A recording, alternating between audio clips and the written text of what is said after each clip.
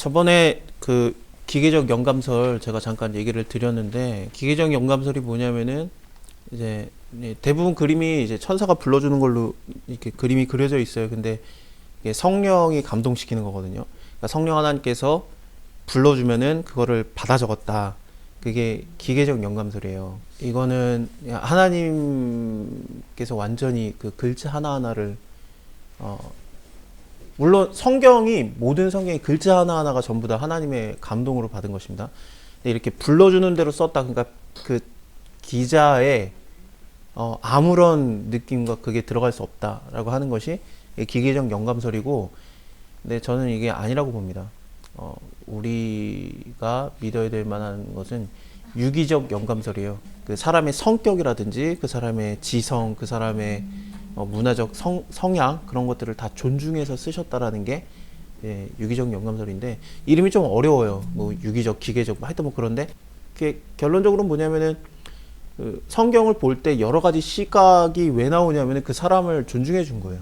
예를 들면은 야곱의 자식이 70명이 애굽으로 갔다라고 나오는데, 사도행전에서는 스데반이 75명이라고 얘기를 해요. 75명이 갔다라고 나오고. 왜 그런 숫자의 차이가 나오느냐? 히브리 성격에서는 그 밑에 단위를 그냥 버려요. 그래서 그냥 70으로 끄는 거고, 스데반 입장에서는 75라고 한 건데, 대부분의 모든 사람들이 꽤나 오랜 동안 어떻게 잘못 생각했었냐면은, 지금도 그렇게 생각하는 분들이 많습니다. 왜냐면 예전에 그렇게 가리키는 걸 배워서 그래요. 그래서 스데반이 죽기 직전이어가지고 좀 당황해가지고 좀 헛소리가 나왔다. 그러니까 잘못 실수를 했다라고 보는 거죠. 그래서 성경은 오류가 없는데 스데반이 잘못 말한 거를 그대로 받아 적은 것이다 라고 해서, 스데반이 뭐 잘못 말했다. 그게 또 하나의 경우가 뭐냐면은, 또 하나가 단어가 바뀌는 게 있어요. 그래서 그거를 어떻게 봐야 되느냐, 그 상황인데, 근데 저는 그렇게 볼 수 없다고 봐요. 왜냐하면 스테반은 이름 자체가 헬라적이에요. 그래서 헬라 문화에서 산 사람은 이제 5단위까지 끄는 거고, 75명도 딱 아니에요. 하지만 5단위로 끄는 거고, 히브리 성향에서는 그냥 70단위로 끄는 거고, 그렇게 봐야 될 것 같습니다. 그래서 그 문화를 존중해 준 거죠. 하나님께서 그 문화를 존중해 주는 건 너무너무 많아요.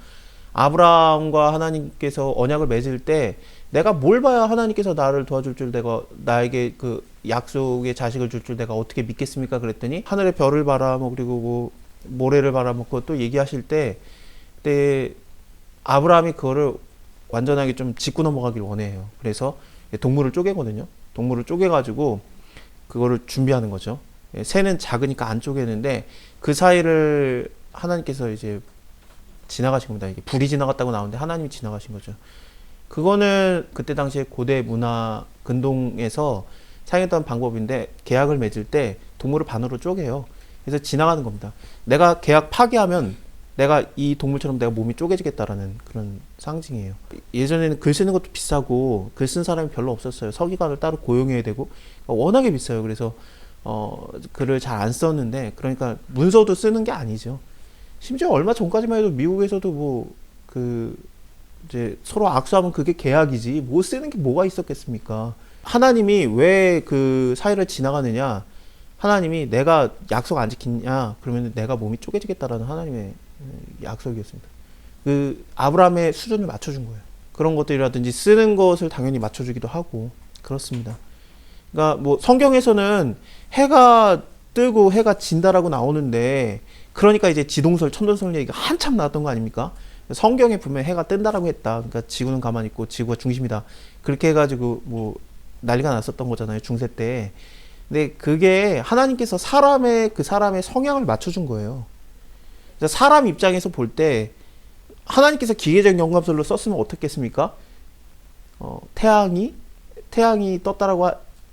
해가 떴다라고 안 하고 뭐라 했겠습니까? 지구가 그 자전축을 중심으로 20몇 도 돌았을 때 이런 식으로 썼겠죠. 그럼 누가 알아먹어요 그거를? 이게 뭐야? 그러죠. 그래서 그 사람의 걸 맞춰준 거예요. 그래서 사람 입장에서는 해가 뜨고 해가 지는 걸로 보이니까 그런 식으로 쓴 거지. 뭐 과학자들도 그래요. 과학자들도 애들한테 야, 해지기 전에 집에 들어와라 그러지, 뭐 해가 뭐 지구가 몇 도 돌았을 때 뭐 네가 들어와라 그런 식으로 안 말해요. 다 그 사람 중심이거든요. 그래서 이게 뭐 성경에 오류가 있냐, 그런 건 아니에요. 그래서 그렇게 보시면 안 되고, 그 다음에 뭐 그 천지 창조 때 여기 하나님께서 이 빛이 있으라 하셨고, 그 다음에 일단은 뭐 땅이 혼돈하고 공허하고 이런 상황에서 이제 넷째 날에 하나님께서 이 해와 달과 별들을 만드시는 거 아니겠습니까? 그래서 하나님께서 두 광명을 만드사 넷째 날에 만드시는 건데, 큰 광명은 낮은 주가 나게 하고 작은 광명은 밤을 주가 나게 하고 별들을 만드시며, 그래서 별들을 만들었다라는 게 우주가 만들어진 거죠. 이걸 통해서 보면은 이 전에 이미 하나님께서 이 물이 드러나게 하시고 묻이 드러나게 하는 걸 통해서 볼 때 결국에 뭐냐면 지구가 먼저 만들어지고 그 다음에 우주가 만들어진 거예요. 지구가 중심이라는 게 아니고 지구가 돌아요. 태양을 중심으로 도는 거 맞아요. 그리고 태양도 우리 은하를 따라서 이렇게 도는 거 맞는데, 지구가 멈춰 있는 게 아니라 도는 게 맞는데, 먼저 만들어진 거는 성경성으로 보면은 지구가 먼저 만들어지고 지구를 위해서 다른 것들을 다 만드신 거예요. 하나님께서는 이제 우리 모든 것들을 다 우리를 위해서 만드셨고, 그 다음에 이 안에서 살고 있는 우리가 결국에는 하나님의 영감을 받아서 쓴 겁니다. 성경을 이렇게 앞으로 다시 돌아가면은 다시 이따 원래대로 말하던 걸로 돌아가면은 하나님께서 우리의 그 상황을 다 아시고 우리의 마음을 다 존중해 주시고 쓴 게 바로 이렇게 유기적 영감설입니다. 근데 그거 하나하나가 다 성령의 감동으로 된 거기 때문에 오류가 없다는 거죠. 그래서 마태는 이렇게 썼고 마가는 이렇게 썼고 누가는 이렇게 썼고 요한은 이렇게 썼다, 문제가 전혀 없는 거예요.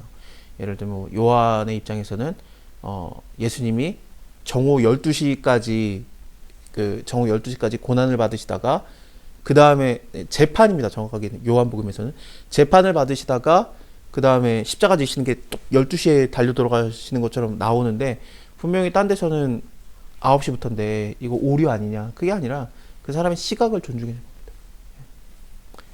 보시면 될 것 같아요. 스테반 얘기하다가 그랬구나. 스테반이 잘못 말한 거 아니에요.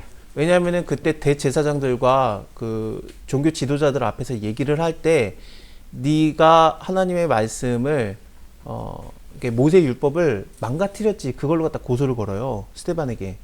그러니까 스테반이 하나님의 말씀으로 이제 받아치는 내용이었습니다. 그래서 잘못 말하면은 그거 봐, 알지도 못하는 그 상황이었거든요. 그러니까 그 대제사장과 종교 지도자들이 있는 앞에서 자기의 말씀의 그 지식을 뽐내는 상황이었어요. 그렇기 때문에 잘못 말할 리가 없어요. 그래서 거기에서 나오는 내용들은 심지어 외경의 내용까지도 포함이 됩니다. 외경을 그렇다고 인정해야 된다는 건 아니고, 그 스테반이 죽을 때는 누가복음도 나오지 않은 상황이에요. 마태복음도 안 나왔고. 그래서 구약만 있던 상황이었기 때문에 정경이 뭔지 뭐 외경이 뭔지 그게 확정이 안 된 상황이었습니다. 그런 상황에서 외경까지 다 알았어요. 그래서 스테반이 자기가 내가 말씀을 어그러뜨린 게 아니다 하면서 말씀으로 자기를 드러내는 상황이었고, 대제사장과 그리고 사람들이 꼼짝 못하고 말을 벙어리처럼 잊고 열만 받아 있는 상황이었거든요. 그런 상황을 통해서 볼 때 말씀을 잘못 말한 거 한 개도 없습니다. 그런 걸 좀 생각하시면 될 것 같습니다. 그러니까 75명 맞아요. 자, 그때 세례 요한이 이르러서